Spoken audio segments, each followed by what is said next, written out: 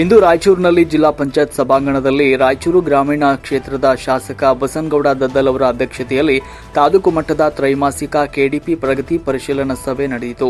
ಈ ಸಂದರ್ಭದಲ್ಲಿ ಅಧಿಕಾರಿಗಳು, ಕೆಡಿಪಿ ಸದಸ್ಯರುಗಳು ಉಪಸ್ಥಿತರಿದ್ದರು. ವರದಿ ವೀರಣ್ಣಗೌಡ ಗಾರಲದಿನ್ನಿ.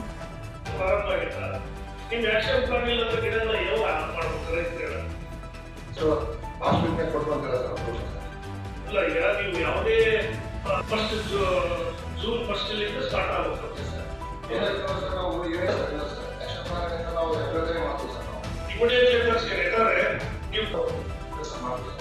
ನೀವು ಆಕ್ಷನ್ ಪ್ಲಾನ್ ಅಪ್ರೂವ್ ಆಗಿ ರೈತರಿಗೆ ಸಬ್ಸಿಡಿಗಳಲ್ಲಿ ಇ ಫೈಲಿಂಗ್ ಸಿಸ್ಟಮ್ ಅವ ಏನಲ್ಲ,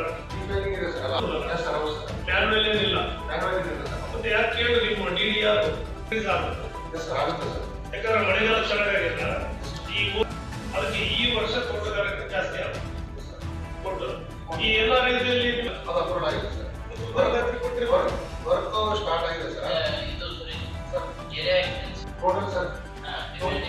ಟೋಟಲ್ ಒಂದು ಮ್ಯಾನೇಜ್ ಇದೆ ಸರ್. ಈಗ 10ರಲ್ಲಿ ಎಲ್ಲ ಸಫಿಷಿಯಂಟ್ ಆಗಿ ಓದ್ತಾರೆ. ಈ 3 ಸೂರ ತೋರಿಸ್ತಾರೆ.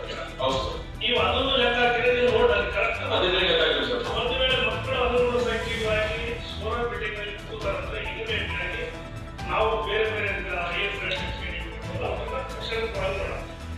ಒಂದೊಂದಲ್ಲಿ ಎಕ್ಸೆಸ್ ಕೊಟ್ಬಿಡ್ತೀವಿ. ಶಾಲಾ ರೂಮ್ ಎಕ್ಸೆಸ್ ಅಲ್ಲಿ ಹಳೆ ರೂಮ್ಗಳು ಅವಶ್ಯಕತೆ ಇರೋದಿಲ್ಲ, ಅದನ್ನ ಡೆವಲಪ್ಷನ್ ಮಾಡಿ ಖಾಲಿ ಪ್ಲೇಸ್ ಮಾಡಿ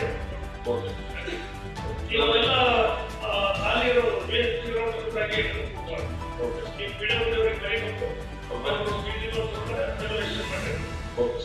ಆಮೇಲೆ ಮಕ್ಕಳ ಸಂಖ್ಯೆ ಅನುಗುಣವಾಗಿ ರೂಮ್ಗಳು ಇಲ್ಲ ಅಂದಾಗ ತಕ್ಷಣ ಬೇರೆ ರೂಮ್ಗಳು ಬೇಡ. ಈಗ ಮಾಹಿತಿ ಇಲ್ಲ, ಎಷ್ಟು ಕಂಪ್ಲೀಟ್ ಮಾಡಿ ಕೊಡ್ತೀವಿ ಸರ್. ಇದೆಲ್ಲ ಸ್ಟಾರ್ಟ್ ಆಗ್ತಾವ. ನೀವು ಅದಕ್ಕೆ ಪಿಡಿಒ ಅವರು ಕೂಡ ನೀವು ಕಮ್ಯುನಿಕೇಶನ್ ಸೆಕ್ಷನ್ ಆಫೀಸರ್ಗಳು, ಪಂಚಾಯತ್ ಅಭಿವೃದ್ಧಿ ಅಧಿಕಾರಿಗಳ ಜೊತೆಗೆ ನದಿ ದಂಡೆಗಳಿರೋದು, ಹಳ್ಳ ದಂಡೆಗಳಿರೋದು, ಬೋರ್ವೆಲ್ದು ಏನ್ ಪ್ರಾಬ್ಲಮ್ ಆಗಲ್ಲ, ಸೇಮ್ ಇರ್ತಾವ ನೀರಿಲ್ಲ. ಆ ಬೋರ್ವೆಲ್ ಅದರದೆಲ್ಲ ಜಾಸ್ತಿ ಆಗಿರೋದು. ಸೊ ಮೋಸ್ಟ್ಲಿ ನದಿ ದಂಡೆಗಿರುವಂತ ಗ್ರಾಮಗಳಿಗೆ ಫಿಲ್ಟ್ರೇಷನ್ ಇರೋದಿಲ್ಲ. ಆ ನೀರನ್ನ ಕುಡಿದು ಇದಾಯ್ತಂದ್ರೆ ನಾಳೆ ಮತ್ತೆ ಹೆಚ್ಚು ಕಡಿಮೆ ಆದಾಗ ಅದಕ್ಕಿಂತ ಮುಂಚಿತವಾಗಿ ಜಾಗೃತಿ ಮಾಡ್ಕೋಬೇಕು. ಏನ್ ಮಾಡ್ತೀರ ಅದನ್ನ? ಈಗ ಈಗಾಗಲೇ ನಾವು 163 ಸ್ಕೂಲ್ಗಳಲ್ಲಿ ಮೇಜರ್ ರಿಪೇರಿ ಅಂದ್ರೆ ಕ್ಲಾಸ್ ರೂಮ್ಸ್ ಅಲ್ಲಿ 1 ರೂಮ್ ಆಗಿರ್ಬೋದು, 2 ರೂಮ್ ಆಗಿರ್ಬೋದು, 3 ರೂಮ್ ಆಗಿರ್ಬೋದು, ಅದ್ರ ಪ್ರಕಾರ ಮಾಡಿರ್ಬೋದು. ಕಾಪಿ ಕೊಡ್ತೀವಿ ಸರ್. ಅಲ್ಲ, ಎಷ್ಟು ಶಾಲೆಗಳು? 163 ಶಾಲೆ, 163 ಸ್ಕೂಲ್ಸ್. ಹೌದು ಸರ್.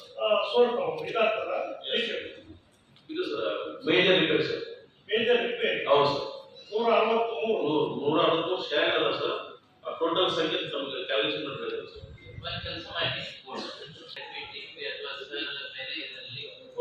ಈಗ ನಮಗೆ ಶಾಲೆ ಕೊಠಡಿಗಳು ಏನು ಶಾಲೆ ಸಂಖ್ಯೆ ಆಗಬೇಕು. ನಾವು ಶಾಲೆ ಸರ್ ಕೊಠಡಿಗಳ ಸಂಖ್ಯೆ ಇದೆ ಸರ್.